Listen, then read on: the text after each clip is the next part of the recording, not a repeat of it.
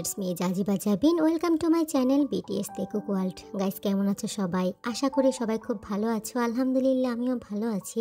Guys, এত ভালোভাবে বুঝিয়ে দেওয়ার পরেও অনেকে থার্ড চ্যানেলটা খুঁজে পাচ্ছ না।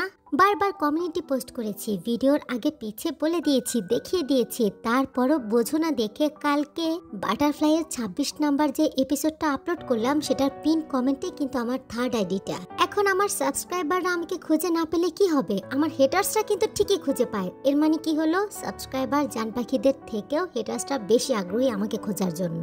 লাস্ট বারের মতো বলে দিই তোমাদেরকে, আজকের পার্টটাতে আমি যেই আইডিটাকে পিন করব কমেন্টসে সেটাই আমার থার্ড আইডি। আর জান পাখিরা স্টোরি নিয়ে আমি একটু বলি। কালকের যে আমি 26 নাম্বার বাটারফ্লাইয়ের পার্টটা আপলোড করলাম সেটার মধ্যে যা যা দেখিয়েছি ওই সমস্ত ঘটনাই আমি বাস্তবতার সাথে মিল রেখে আর বাস্তবে হয় দেখে আমি অ্যাড করেছি। তবে বাস্তবতা খুব ভয়ঙ্কর হয়, সেখান থেকে এত সহজে জীবন আর ইজ্জত নিয়ে পালানো যায় না। তবে আমি বেশি দেখাই নাই তোমাদের জন্য, বেশি দেখাইলে তোমরা হার্ট ফেল করবে এক একটা, তারপরে দোষ আমার হবে। যে স্টোরিটা থেকে আমি বাটারফ্লাই স্টোরিটা এক্সপ্লেন করছি সেটা কিন্তু আমি 2 পার্ট আগে ছেড়ে দিয়েছি, কারণ ওটা যেটা আছে ওটা এক্সপ্লেন করতে গেলেও তোমরা হার্ট ফেল করবে। তাছাড়া থেকে ক্যাক করতে হবে, তো তাই এভাবে এক্সপ্লেন করা। তো অনেক কথা বললাম, লাইভে বসে বলি কিন্তু অনেকে শোনো না, তারপরে সেম প্রশ্নগুলো করো, তাই এখানেই বলে দিলাম। ঘড়ির কাঁটা রাত 1:45। পরিবেশটা একদম ছমছমে নিরিবিরি, ঝিরে ঝিরে বৃষ্টি পড়ছে।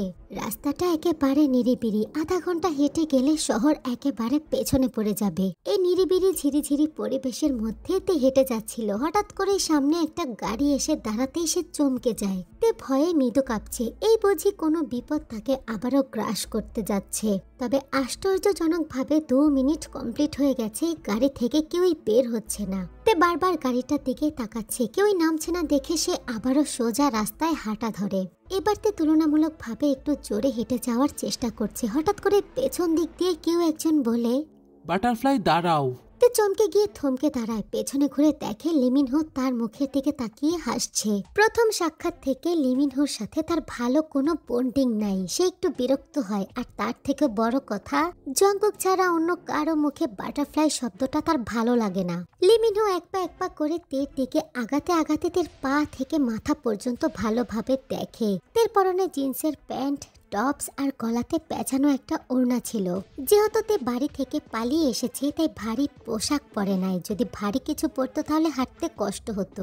লিমিনহো ভুরু কুচকে তের দিকে তাকায়, তেকে দেখে তের পায়ে স্যান্ডেল নাই, শরীরে ময়লা ভরে আছে, কাদা মাটির সাথে বৃষ্টির ফোঁটা ফোঁটা পানি, খুব বাজে অবস্থা।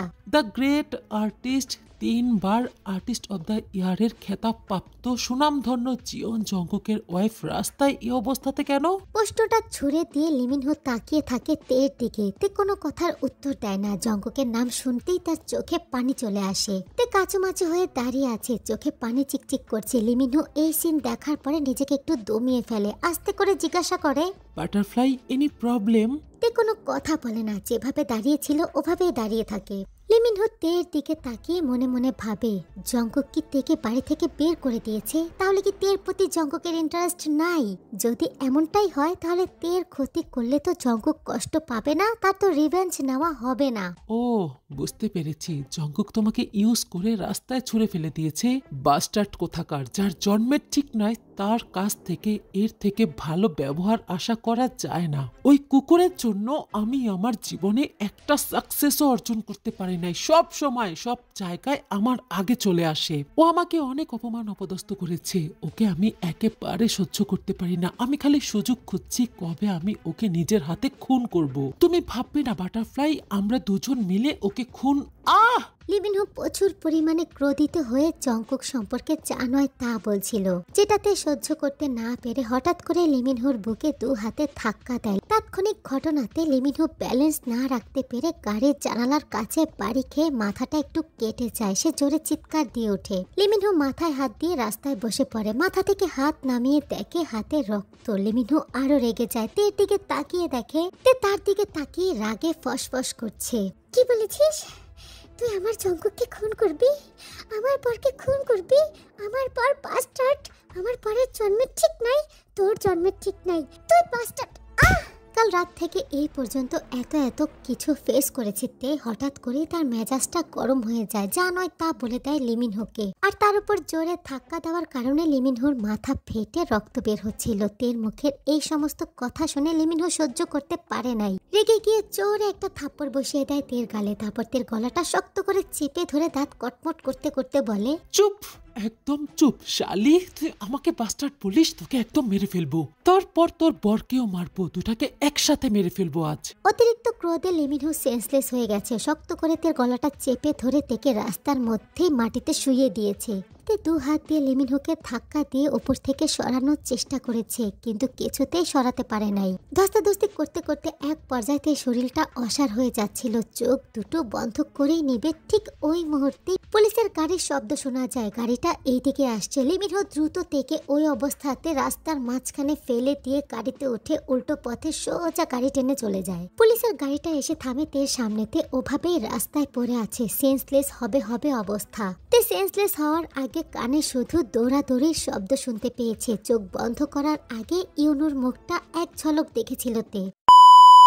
জ্ঞান ফিরে চোখ খোলার আগেই তার কানে কিছু কথা ভেসে আসে। ইউনু, তুই কোথায় পেয়েছিস? রাস্তায় পেয়েছি আম্মু। রাস্তায় কেন? এই অবস্থা কেন? ওর না বিয়ে হয়ে গেছে, ওর বর কই? জানি না আমি। ওর বরকে খবর দিসনি? প্রথমত ওর বরকে আমি চিনি না, দ্বিতীয়ত যদি পেতাম তাহলে এতক্ষণে হাজতে থাকতো। কি পাগলের মতো কথা বলছিস এইসব? হ্যাঁ আমি পাগল হয়ে গেছি আমি। এই মেয়েকে আমি রাস্তায় রাস্তায় খুঁজে বেড়াচ্ছি, পাগলের মতো খুঁজছি, তুমি দেখতে পাচ্ছ না? আমি ওকে খুব ভালোবাসি আম্মু, ওকে আমার চাই। সি ইউনু, ও বিবাহিত। বিবাহিত মাই ফুট! ও যদি ভালো থাকতো, সুখে থাকতো, তাহলে এই অবস্থাতে রাস্তায় থাকতো না। ওর মুখের দিকে তাকিয়ে দেখো, নিশ্চয়ই ওর পর ওকে খুব টর্চার করেছে, খুব মেরেছে, ওর গলা টিপে ধরেছে, ওর হাতের মধ্যে দেখো কত স্পট, গালে থাপ্পড় দিয়েছে, ওকে মরার জন্য রাস্তায় ফেলে গেছে। তারপরও তুমি কিভাবে বলছো ওকে আমি ওই লোকের কাছে যেতে দেব? আমি তেকে কোথাও যেতে দেব না আম্মু। ইউনু, আমি জানি তুই তেকে ভালোবাসিস, কিন্তু ও বিবাহিত। একটা বিবাহিত মেয়েকে নিয়ে এই সমস্ত কথা ভালো শোনাচ্ছে না। 24 ঘন্টার মধ্যে ডিভোর্স হয়ে যাবে আম্মু। কি বলছিস তুই এসব? ও যদি না মানে?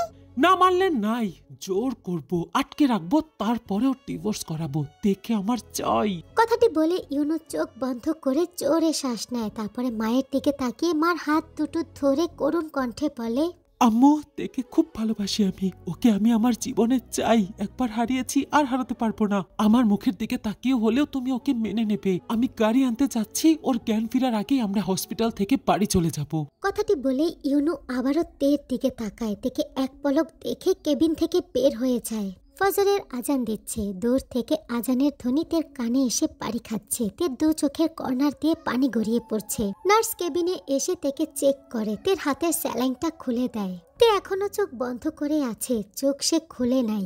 ইউনুর আম্মার সাথে নার্সের কথোপকথন হচ্ছে। এক পর্যায়ে ইউনুর আম্মা নার্সকে বলে সে নামাজ পড়বে। নার্স তাকে নামাজ পড়ার জন্য হসপিটালে যে নির্ধারিত জায়গা থাকে সেখানে নিয়ে যাচ্ছে। কেবিন থেকে নার্স আর ইউনুর আম্মা বের হওয়ার সঙ্গে সঙ্গে তে চোখ খুলে তাকায়, উঠে বসে নিজের চোখ মুছে।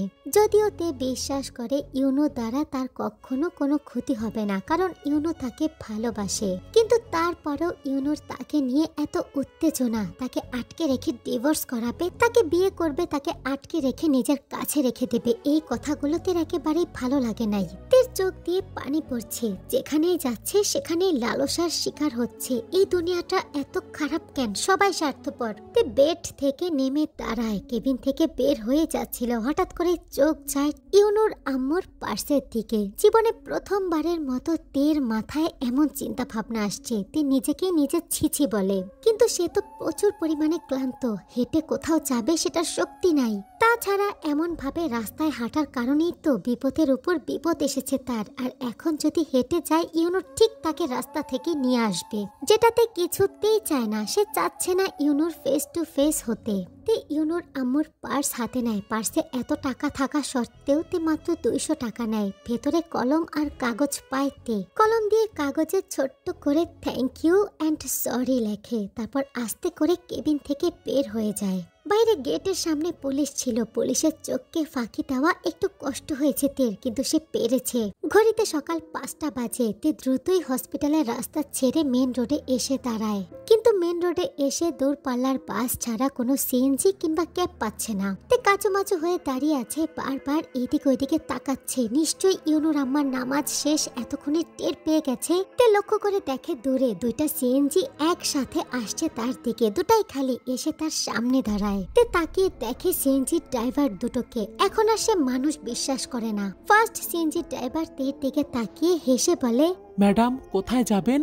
তে মৃদু তালে কেঁপে ওঠে। লোকটার মুখের দিকে তাকিয়ে দেখে বয়স 32 কি 30 হবে। তের মুখের দিকে তাকিয়ে লোকটা মিষ্টি হেসে কথা বলছে, কিন্তু তে কোনো উত্তর দিতে পারছে না। তার মনে হচ্ছে এই বুঝি লোকটা তাকে আক্রমণ করে দেবে, এই বুঝি লোকটা তাকে খারাপ ইঙ্গিতে ছুঁয়ে দেবে। তে এক কদম পিছিয়ে যায়। গত 26 ঘন্টার এক্সপিরিয়েন্সে তের কাছে মনে হচ্ছে দুনিয়াটা খুব জঘন্য। এই এক্সপিরিয়েন্স তার জীবনের জঘন্য এক্সপিরিয়েন্স। এখানে পরিচিত অপরিচিত কার মনে কখন কি চলে বোঝা মুশকিল। তে মাথা ঘুরিয়ে পাশের সিএনজির দিকে তাকায়। দেখতে পায় 60 থেকে 65 বছর বয়সী একটা বৃদ্ধ লোক মাথায় টুপি পরা অবস্থায় সিএনজির ড্রাইভিং সিটে বসে আছে, তার দিকেই তাকিয়ে আছে। তে লোকটির সাথে আই কন্টাক্ট হওয়ার সঙ্গে সঙ্গে লোকটি মিষ্টি কণ্ঠে বলে, আম্মা কোথায় যাবেন? তে ফস করে একটা নিঃশ্বাস ছেড়ে দেয়। তার চোখে জল চলে এসেছে। এই মুখোশধারী দুনিয়ার মাঝে ভালো মানুষও বসবাস করে। এই দুনিয়াতে শান্তিতে বেঁচে থাকতে হলে খারাপের সাথে তাল মিলিয়ে খারাপ হতে হবে, আবার ভালোর সাথে তাল মিলিয়ে ভালো। তে মনে মনে ভীষণ ভাবে অনুতপ্ত। সংসার স্বামী রেখে এভাবে পালিয়ে আসা তার অনেক বড় বোকামি হয়ে গেছে। তার একা থাকার সুখে থাকার ধারণাটা পুরোপুরি ভুল প্রমাণিত হয়ে গেছে। একা জীবন অন্ধকারে তলিয়ে যাওয়ার মতো কঠিন। আর বোকামি করলে চলবে না তো, সময় অনেক হয়ে গেছে। তে ফস করে একটা নিঃশ্বাস ছেড়ে বৃদ্ধর সিএনজিতে উঠে বসে। বাতাসের সাথে বিদ্যুতের গতিতে সাই সাই করে সিএনজি মেন রোড দিয়ে ছুটে যাচ্ছে, আর পেছনে ফেলে যাচ্ছে দূষিত একটা শহর, যেখানে বন্ধুত্বের নামে মুখোশধারী নিকৃষ্ট কিছু পশু বাস করে, যেখানে রয়েছে পদে পদে বিপদ। কারো বিপদে কেউ সাহায্য করার জন্য এগিয়ে আসে না। প্রত্যেকেই স্বার্থপর, প্রত্যেকেই যার তার সুবিধা ভোগ করার জন্য উঠে পড়ে লেগে থাকে। এই শহরটা তো তের পরিচিত না, একেবারে অচেনা।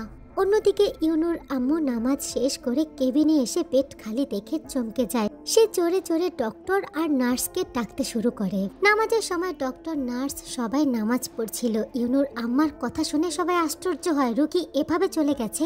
ইউনুর সাথে কন্টাক্ট করার জন্য তার আম্মু যখনই পার্স ধরতে যায়, ঠিক তখনই চিরকুটটা দেখতে পারে, যেখানে বড় বড় অক্ষরে লেখা ছিল থ্যাংক ইউ অ্যান্ড সরি, আর নিচেদের নামটাও। ইউনুর আম্মু চিরকুটটা পরে চেয়ারে চুপচাপ বসে থাকে। সে ইচ্ছা করে ইউনুকে ফোন করে না, কারণ উনি নিজেও চাচ্ছে না তার অবিবাহিত ছেলে একটা বিবাহিত মেয়েকে বিয়ে করুক।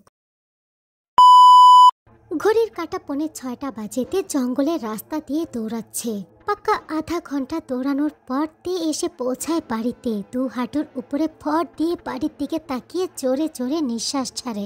হাতে ফিরে এসেছে জঙ্কুকের কাছে। সে রিয়েলাইজ করেছে এই পৃথিবীটা জঙ্কুক ছাড়া তার জন্য বড্ড ভয়ঙ্কর। তে ইচ্ছা করে সিএনজি মেন রোডে ছেড়ে নেমে দৌড়ে এসেছে, কারণ সে চায় না ইউনু তাকে খুঁজতে খুঁজতে এই অবধি চলে আসুক। গেট পেরিয়ে তে বাড়িতে ঢোকার সঙ্গে সঙ্গে তার হার্টবিট ফাস্ট হয়ে গেছে। ভেতরটা চিৎকার করে উঠছে জঙ্কুককে দেখার জন্য। সাথে প্রচুর পরিমাণে ভয় আর টেনশন হচ্ছে তের। ঘুমের ওষুধের ডোজটা কি বেশি হয়ে গেছে? জঙ্কুক ঠিক আছে তো? তার কিচ্ছু হয় নাই তো? আবার তে ভাবতে ভাবতে সিঁড়ি পেয়ে দোতলায় উঠে পড়ে। তে লক্ষ্য করে দেখে ভেতরে কোনো শব্দ নাই। সকাল 6টা বেজে গেছে। জঙ্কুক তো খুব ভোরে ঘুম থেকে উঠে আর্ট করতে স্টার্ট করে, তাহলে আজকে ওঠে নাই কেন? তে শুকনো ঢোক গেলে ভয়ে তার কলিজাটা শুকিয়ে যাচ্ছে। জঙ্কুক তাকে না দেখতে পেয়ে কি কি করেছে সেটা সে ভাবতেও পারছে না। সে গুটি গুটি পায়ে বেডরুমের দিকে হেঁটে যায়। রুমে ঢুকেই তে চমকে যায়। পা দুটো তার থরথর করে কেঁপে ওঠে। জঙ্কুককে যে অবস্থাতে ঘুম পাড়িয়ে গিয়েছিল জঙ্কুক এখনো সেই একই ভাবে বিছানায় পড়ে আছে। তে ছুটে জঙ্কুকের কাছে যায়। তে পাগলের মতো জঙ্কুককে চেক করতে শুরু করে। হাতে হাত নিয়ে পালস চেক করে। নাকের সামনে হাত দিয়ে দেখে নিঃশ্বাস নিচ্ছে নাকি না। ঠিক আছে, জঙ্কুকের নিঃশ্বাস স্বাভাবিক, হাতের পালসও স্বাভাবিক গতিতেই চলছে। তে তারপরও জঙ্কুকের বুকে মাথা রেখে হার্টবিট চেক করতে যায়, কিন্তু তে চমকে ওঠে, কারণ জঙ্কুকের হার্টবিট প্রচুর পরিমাণে ফাস্ট। হঠাৎ করে তের জঙ্কুকের বলা একটা কথা মনে পড়ে গেল। বিয়ের কিছুদিন পর তে জঙ্কুককে জিজ্ঞাসা করেছিল যে জঙ্কুক তাকে কতটা ভালোবাসে। তখন জঙ্কুক বলেছিল, বাটারফ্লাই, আমি তোমাকে কত ভালোবাসি সেটা আমার মুখ থেকে তোমার শোনার দরকার নাই। ভালোবাসার পরিমাণটা যাচাই করার জন্য তুমি একটা বার আমার এই বুকে মাথা রাখবে। আমি যে অবস্থাতে যেখানেই থাকি না কেন, আমার এই হৃৎপিণ্ড তোমাকে বলে দেবে আমি তোমাকে কতটা ভালোবাসি। তে মাথা তুলে জঙ্কুকের মুখের দিকে তাকায়, ছলছলের চোখে জঙ্কুকের দিকে তাকিয়ে কিছু সময় দেখে জঙ্কুক এখনো ঘুমাচ্ছে, ভারী নিঃশ্বাস ছাড়ছে। তে নিজের শরীরের দিকে তাকিয়ে দেখে শরীরটা একেবারে নোংরা। জঙ্কুক যদি ঘুম থেকে উঠে তাকে এই অবস্থাতে দেখে তাহলে হাজার প্রশ্ন করবে, কিন্তু তে চায় না গত 27 ঘন্টা তার জীবনে কি কি হয়েছে জঙ্কুক সেটা বুঝতে পারুক। তে দ্রুত পায়ে কাবাটের কাছে চলে যায়, কাপড় নিয়ে দ্রুত ওয়াশরুমে ঢুকে তাড়াতাড়ি করে গোসল করে বের হয়ে আসে। ক্লান্ত শরীরে ঠান্ডা পানির শাওয়ার নেওয়াতে তে শরীরটা আরাম বোধ করে। সে আর দাঁড়িয়ে থাকতে পারে না, দ্রুত বিছানার কাছে চলে যায়। জঙ্কুকের মুখের দিকে তাকিয়ে তের মনে পড়ে যায় বিগত 27 ঘন্টায় তার সাথে কি কি হয়েছে। আপন মানুষের কাছে এলে যেমন কষ্টগুলো মনে পড়ে মানুষ আহ্লাদি হয়ে যায়, তেরও এই মুহূর্তে আহ্লাদে কান্না চলে আসে।